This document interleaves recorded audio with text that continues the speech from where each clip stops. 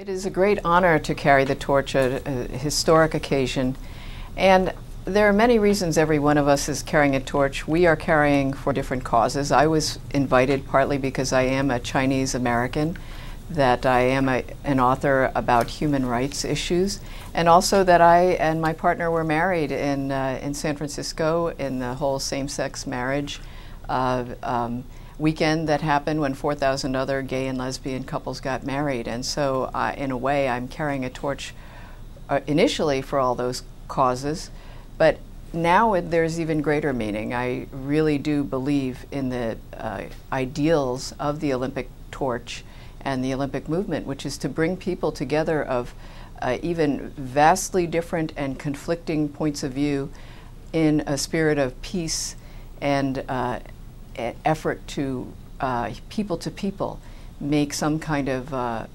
understanding among the world. And as the protests get stronger and louder, and as China's reaction seems to be getting louder as well, there's all the more reason to say we really need to bring people together in a spirit of peace to build a world that might be a better place one day.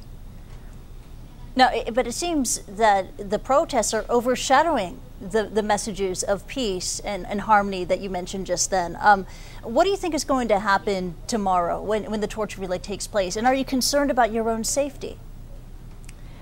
Of course, everybody is concerned about safety right now, not just of the torchbearers, but also of the protesters and the many people who are going to be coming to cheer us on tomorrow, which include a lot of children too.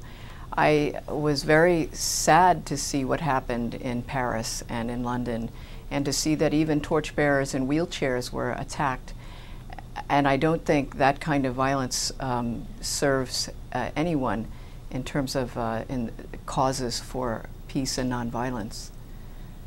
No, you are a human rights activist, and your work has taken you to mainland China. Did you have any second thoughts about participating in this torch relay for the Beijing Games, given the criticism out there about China's human rights record?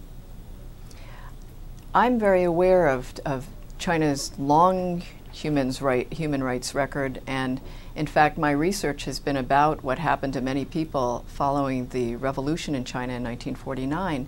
And I spoke with so many people who had such tragic stories to tell about what happened to their families, about people they knew, about suffering that they endured. And the interesting thing is, and that made it so touch home so much for me, is the people who suffered the worst were some of the ones who said, but China is getting better, and there is hope for them in their old age, but also for their children and their grandchildren, and in some cases their great-grandchildren.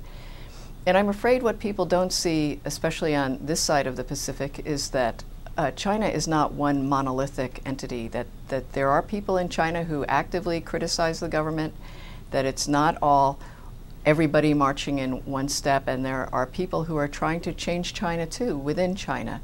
And that's what I'm partly carrying the torch for, and what I'm most concerned could be shut down.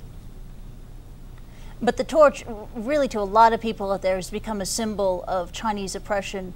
One last question for you. What do your fellow human rights activists make of your decision to go on and to be part of the torch relay?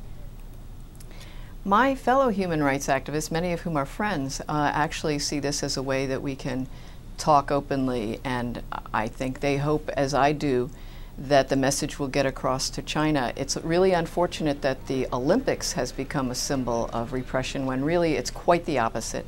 And I believe that many people in China see the Olympics as a way to keep China open. That is what we really have to hope for, because China is going to be a superpower one day soon, and we can't afford to have it be isolated and go back to the Cold War days.